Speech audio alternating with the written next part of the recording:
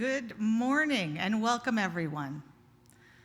This weekend, most of us are celebrating Thanksgiving, a holiday devoted to family and food and a time to reflect on how lucky we are to live in a country with such riches and abundance.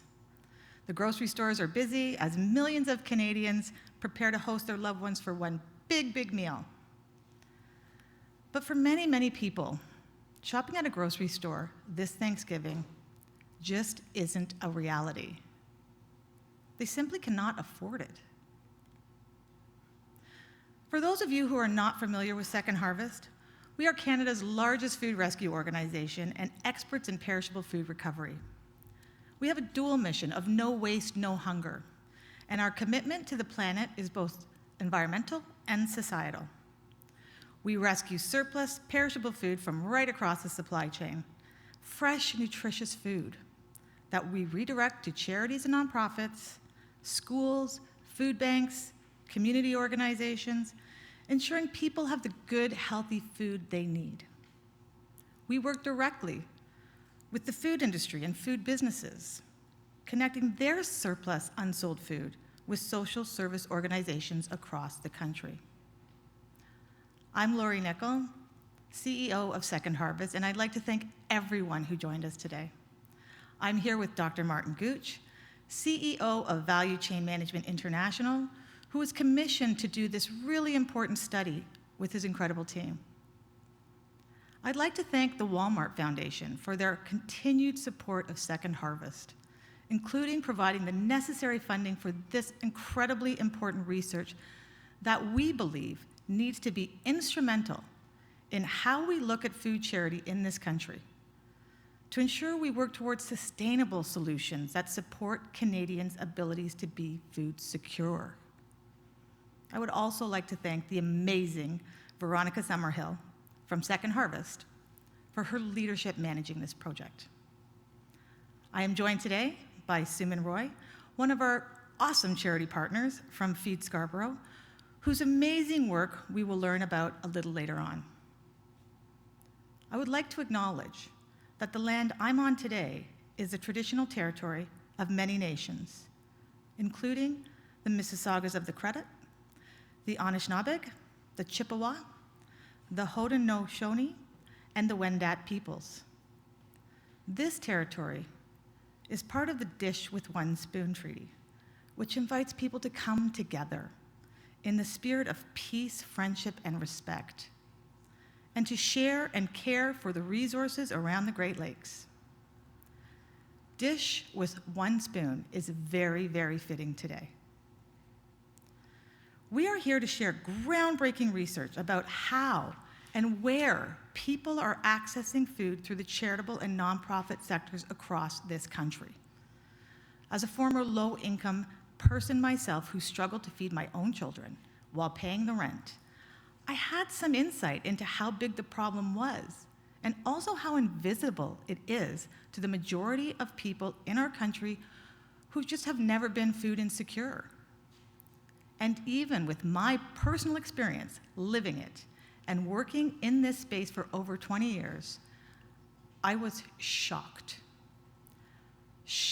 by the sheer volume of charitable organizations that are providing food at no or low cost, food that often would be unavailable for people and their families. This is Canada's Invisible Food Network.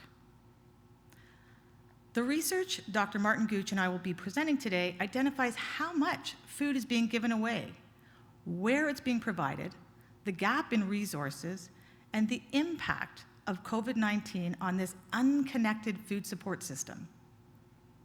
We did this to truly understand the vastness of the problem, so we as a country would be in a better position to develop and implement sustainable solutions for these systemic problems that leave people without the food they need. As a country, we really need to radically change how we value people, how we value food, and how we understand food charity. We also need to develop better systems and structures to provide healthy food to this invisible network. while we continue to work on poverty reduction solutions as a country. This is truly a Canadian tragedy. Canada's Invisible Food Network is the second report in a series, the first being our 2019 report, The Avoidable Crisis of Food Waste. Like the first report, today's research contains many Canadian firsts. It is the first study to identify all nonprofit and charitable organizations in Canada that are supporting people with food. It's the first to map where these food charities are located across the country. It's the first to measure how much food is being given out per year. It's the first to quantify supply versus demand and identify the shortfall. And it's the first to measure the impact COVID-19 is having on the demand for food through the charitable network. Dr. Martin Gooch will review the methodology later in this presentation, as well as convey some information that makes this research so incredibly valuable. We've presented the full findings in a technical report, and for ease of understanding, we've produced a simplified version that walks through this complex and challenging issue, both of which can be downloaded on the Second Harvest website. So what did we learn? During our year-long study, we discovered that there are more than 61,000 community organizations providing food. It's a shocking number, especially when you consider there are only around 15,000 grocery stores. And that includes everything from your big box stores to your local grocer. To put this into perspective, it means there are 4 times more food charities in Canada than there are grocery stores. For every Loblaws, Metro, Safeway, or Northern store in your community, there are, on average, 4 churches, temples, mosques, senior centers, schools, community centers, shelters, food banks, meal programs, food backpack programs, and other social services providing food for people who often just do not have the means to buy what they need. About 3,600 of these are in Canada's food bank network.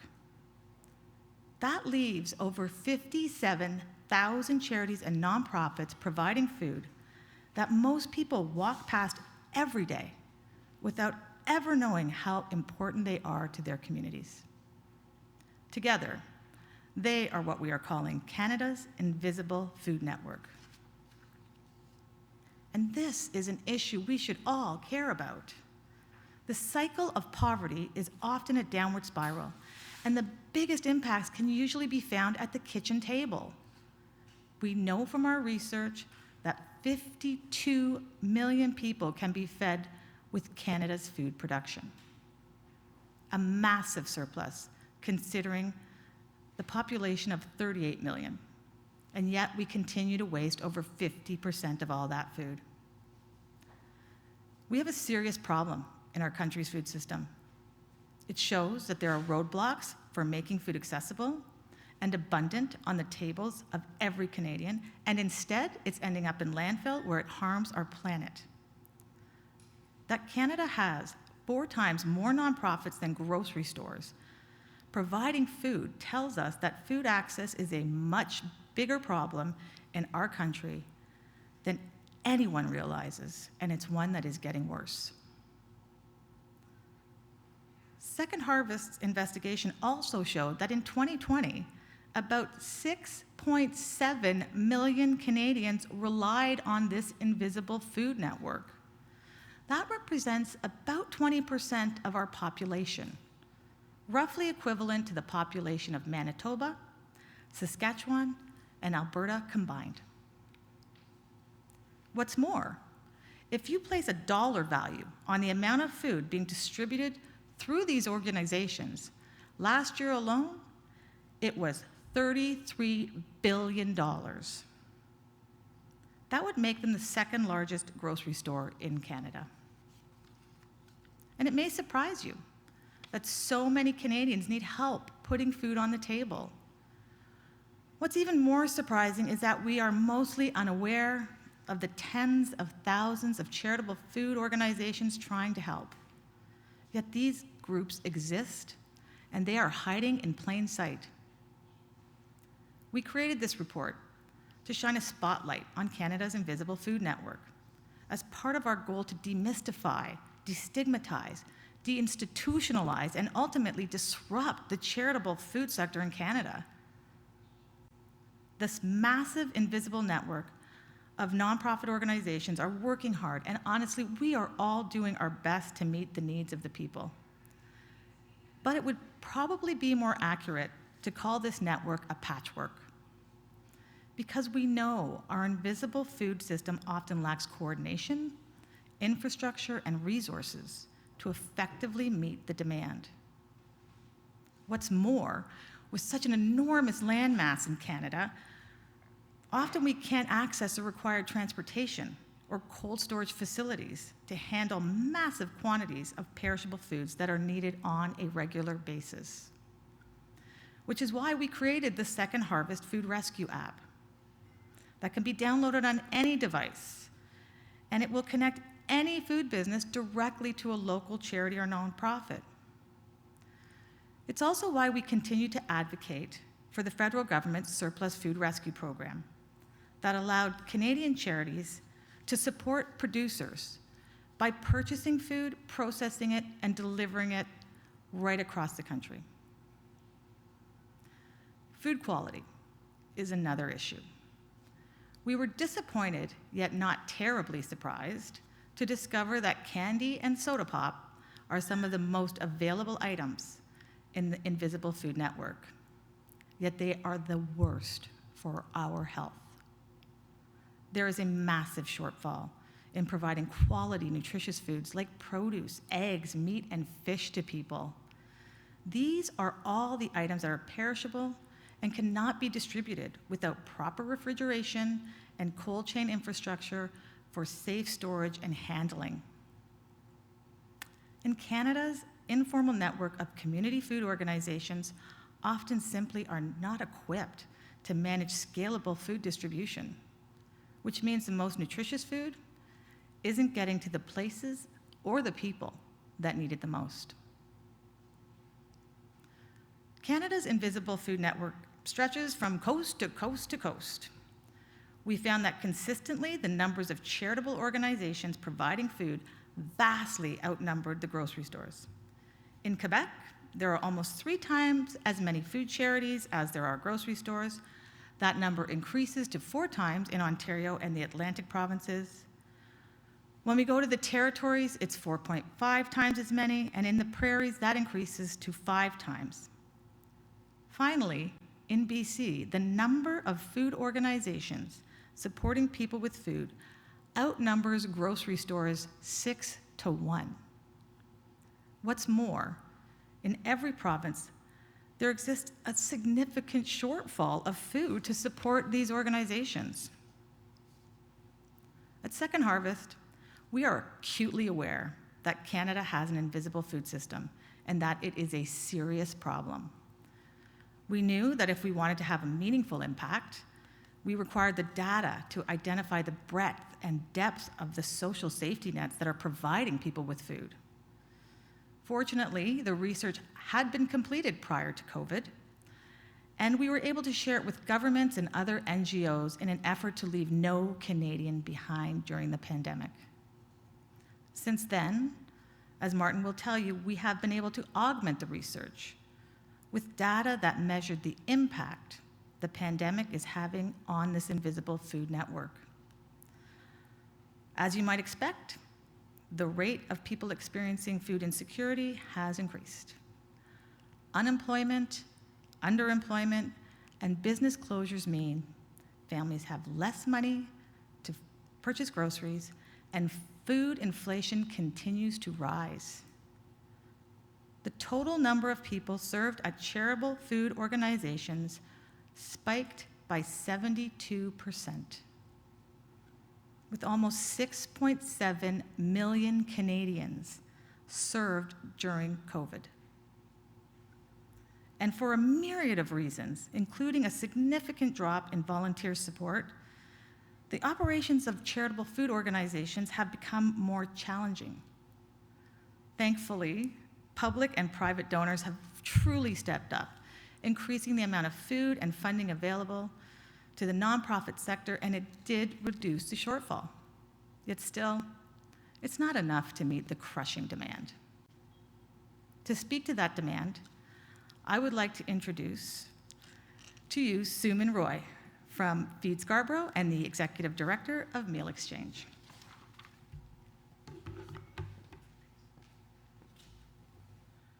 Thank you, Lori. As you heard from Lori, the whole concept about this invisible food network. And with Feed Scarborough, which we started during the pandemic last year, we have seen it firsthand. We had our community members come to us and talk about the cans of food and the food they are getting from the food bank network, which really doesn't serve them because they don't have anything to cook in the kitchen. They have a microwave.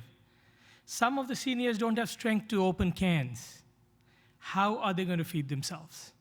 So in Feed Scarborough, we immediately piloted into a mobile soup kitchen. We call it the Healthy Meal Program, where we take a food truck to different communities and serve prepared meals to whoever needs. We started different community gardens where we have pizza ovens where people can just come and learn with us how to make a casserole and throw it in the wood-burning ovens. So we pivoted into programs like this. But one thing I really wanted to mention, which was an eye-opening for me personally, we recently did a research in South Scarborough with the help of City of Toronto and United Way on food security strategy for South Scarborough. And we realized 50% of the food that's distributed outside grocery store is from organizations which are not affiliated with the food bank system. 50%. And we all know how much the need in Scarborough is. So these numbers are astonishing. And that is why it is really important to talk about this invisible food network. The other hat I wear is I'm the Executive Director of Meal Exchange, which is a national charity that goes from coast to coast to coast with post-secondary students with food insecurity and hunger. And that's a whole different topic because though some of the campuses do have a food bank, however, they are really supported by the food bank network, and it's always, I insist, always is funded by the students' fees, which is completely backwards. So here we have millions of Canadians that is completely forgotten who are severely food insecure. We just did research in a downtown Toronto campus end of last year, and 48% of the students identified themselves as severely food insecure because they miss at least one meal a day because they don't afford.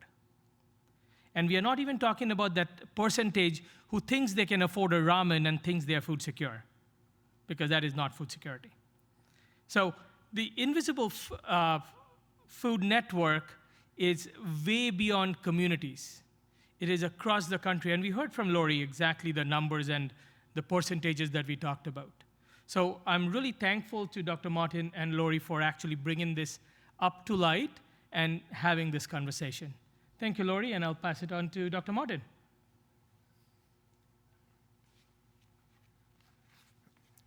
Thank you, Suman, and thank you, Laurie, and thank you to Second Harvest for engaging us to do this exciting and challenging work. So, identifying organisations that use food as part of their programming is a challenging process, not least because many organisations do not explicitly identify themselves as distributing food. Many organisations are local and fly under the radar screen.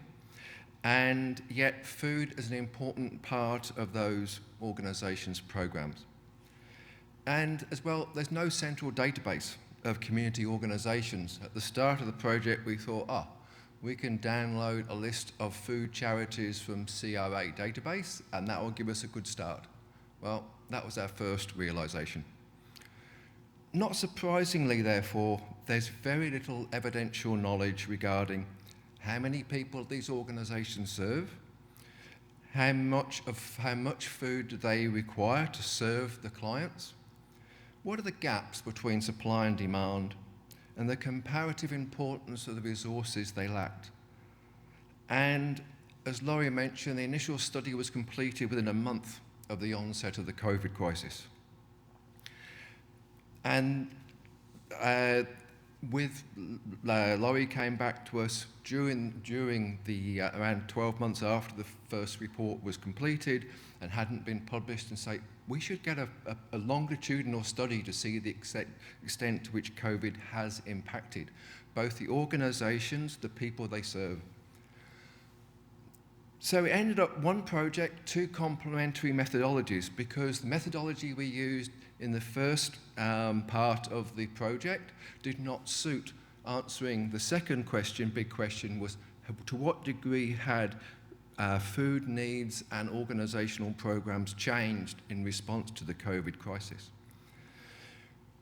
We often think of commonly thought of organisations serving vulnerable populations as food banks, school breakfast clubs. What we often don't think of are those organisations providing mental health support to children and adults, wellness, crisis intervention, and community development groups. So one of the first things we did in the initial project was to categorise organisations, and we categorised them into 7 broad groups that reflected the programs they deliver and the clients they serve. Once as many organisations as possible had been identified from existing sources of data, and we had a great group of students who were helping us, literally spent weeks looking through all manner of different data sources to identify new organisations. Once that had been completed, we pivoted to capture evidential quantitative data on those questions. How many people do they serve? How much food do they currently handle? What type of foods are in most demand? What's the comparative importance of different sources of that food? And how does that differ by geography? What are the gaps, the shortfalls between supply versus the demand and need of the client served? And the comparative importance of the resources that they lacked. Completing the study in 2 different points in time provided longitudinal insights.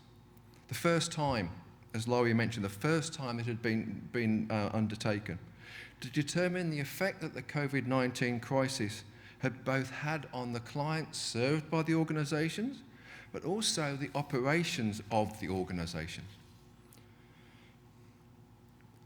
This is a graphical overview of how the research was conducted.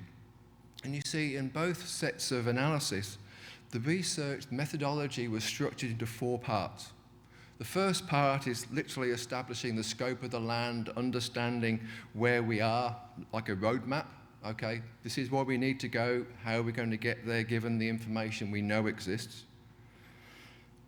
Though the key thing about both sets of data is structured around a process of triangulation and statistical data analysis, which means there's structure around what we're doing, and everything is identified, tested, hypotheses are tested multiple times, and conclusions.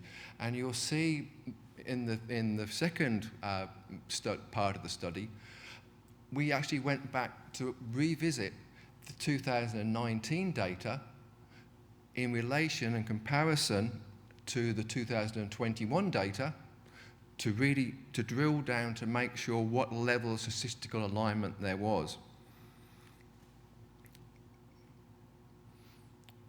This shows the location of the survey respondents to the 2021 survey. In 2019, we had 1,577 respondents to the survey, which were distributed randomly, widely by Second Harvest, in the church, religious organisations, many organisations. Thank you for that effort. Of those 1,299 survey responses, 877 were directly involved in distributing food to vulnerable populations. 1,200 use, the remainder use food in different parts of their programs. In 2020, which is the survey respondents that you see now on this slide, we had 943 respondents. All but one of them were actively involved in furnishing food to vulnerable populations. 15% of those, like Suman, were not supplying food to vulnerable populations pre-COVID. They reacted in weeks. There was the fact that some organisations, number of those organisations, went from serving no one food to serving hundreds of people with food. The key thing in our analysis and the statistical analysis is that we could not infer any statistical difference in the average food supplied and the average number of people served by organisations that responded to the 2019 and the 2021 survey. That means that robust conclusions can be drawn from the analysis.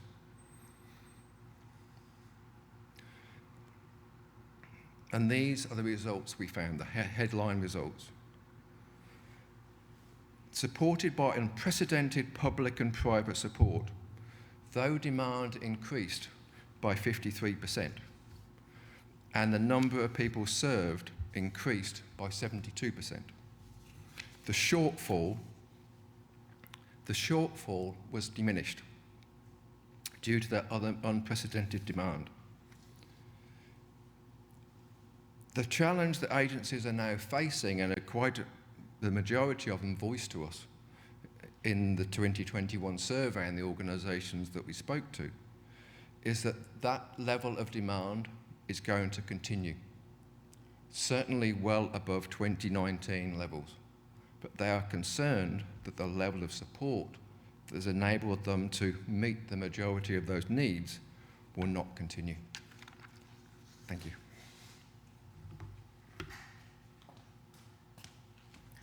Thanks, Martin. Wow. So we know from our first report, The Avoidable Crisis of Food Waste, that there is an enormous amount of edible food that's being wasted right across our food supply chain. We now know that there are more than 61,000 charities and nonprofit food organizations distributing food to people. And even with this many places, we are not meeting the demands. I think we can all agree that something needs to change. We need to enact policies at all levels of government to support the work that is currently being done, and that include investments in distribution infrastructure. We need to work towards the end of poverty, real poverty reduction solutions that will eliminate these places from existing in the first place. Canadians shouldn't have to go to a charity to get food. They should be able to go to the grocery store. We need economic policies that lift people out of poverty. Affordable housing, subsidized daycare, a living wage, and improved social benefits. All of these efforts will increase food security for Canadians, helping people become less reliant on this invisible food network that's hiding right before our eyes. This Thanksgiving, I implore you to think and consider, what does it say about a country that requires 61,000 charities and nonprofits to provide food at no or low cost to 20% of Canadians? We're all doing our best, and I am forever the optimist, but this is a tragedy. Without legislative and policy reform to address the huge inequities, food insecurity will continue to grow, and the charitable network, which already can't meet the needs, will fall further behind. Thank you so much, and we will open the floor to questions, should there be any. Yes, sir?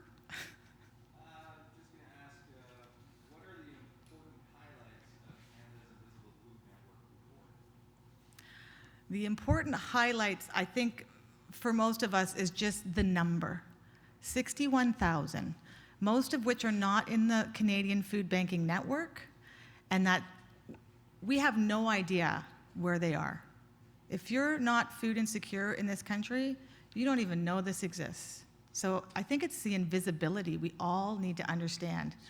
And that if we have this big a problem in this country, we really are not working fast enough or hard enough at poverty reduction solutions. What does this report reveal about the state of the food system in Canada's most vulnerable population? A couple things I would say. One is, wow, as Canadians, we are awesome. We see a gap and we will fill that gap, like Suman, who had no Feed Scarborough before the pandemic. So we're awesome, but it's not a sustainable way to manage food. Our food system is completely broken.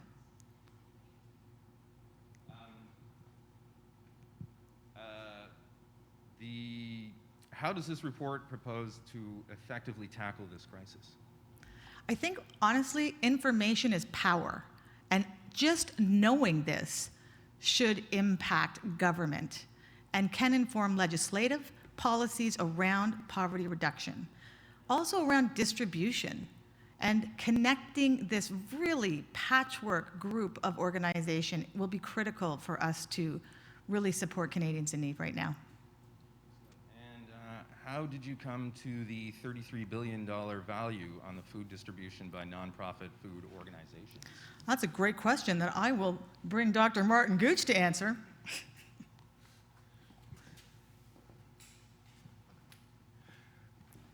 So we identified the amount of food that is currently handled by the community food organisations, and we multiplied that by a value of $3.14 a pound, which is across all foods, which is a figure based on 2020 food price and availability data.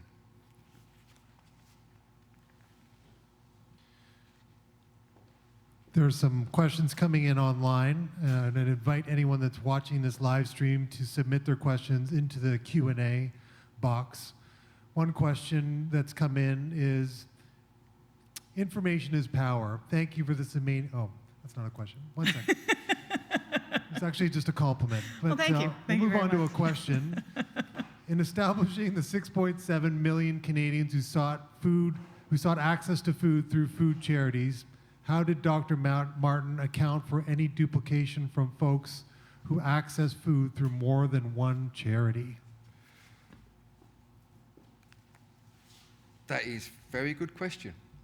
It was literally by, it starts by how we carefully structured the responses, and then analysing the data in relation to the response. So if you don't have a good survey, you won't have good data. So it starts with having the survey and refining the questions, asking organisations for a particular point in time, developing a hypothesis which we then tested through triangulation, such as, for example, we looked at the increase in demand that individual organisations and an increase in people served that organisations told us. And we triangulated that increase, for example, from Statistics Canada data on growth in unemployment and other data sources, such as individual organisations' annual reports. Then use that. So it's a process of we come to initial hypothesis, we then test that hypothesis. So yeah, we're confident in our numbers. We have a question for Lori. What, if anything, can everyday Canadians do to help address the problem? Advocate for better public policy. Talk to your government, talk to your municipality, talk to your province, talk to your federal government. And also talk about it. Talk about it to your friends, to your family. Let's bring this out in the open. And of course, always support a local charity or nonprofit if and when you can, because goodness knows we could all use the help. And especially these ones that don't belong into any network. They really, really struggle. And so just identifying where they are and provide a helping hand or some funding goes a huge way. Somebody's asking whether a full copy of the report can be available for public use. The answer is yes. It is available for download right now from the Second Harvest website. Another question has come in. As of one of 61,000 in this wonderful research, whose acknowledgement and visibility for the very, very real issue, outside of the food rescue program, has Second Harvest begun to work on a distribution solution or recommendation? Well, you know, Second Harvest, we're unique, we're opt-in, and so we do that through the Food Rescue app. We have a fleet and warehouse, and we're working with great in-kind partners on exactly that, distribution, as far north as you can go and right across the country. But again, one of the challenges we have is we will get huge amounts of food, but if some of these charities can't take that because they don't have the infrastructure in place, we're still left with huge amounts of food. So we are actively working on a national logistics system to make sure that as much food as possible can be rescued and sent to where it's needed. We have another question coming in through the Q&A. It seems like you have a very good sense of the number of people served by this invisible food system, but do you have any idea how the food they have received is actually meeting their needs? Would you like to take that, Mark? Come and tell us. So how we I estimated that to the degree to which organisations are or are not meeting the needs of their clients was we asked them, what's the shortfall? How much of need do you know exists in your communities versus what you're able to supply? As we found out, that gap, that shortfall between demand and supply diminished last year due to an unprecedented outpouring of support. That's the only way we could test it. And again, we're confident in our results. We spent many, many weeks going through, and Veronica, Laurie, myself, Dan, Delia from our team challenging each other. Are we absolutely sure?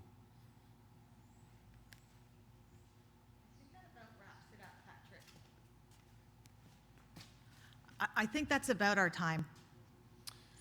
So if you have any other questions, feel free to send an email to Second Harvest, or I'm always available at lorianne@secondharvest.ca. And also download the Second Harvest report, the short version, and then there's a long technical report that Mark put together. And I want to thank everybody for joining us today. I think this is a critical issue. I think everybody who joined us today thinks this is a critical issue, and I know together we can make a change. So happy Thanksgiving.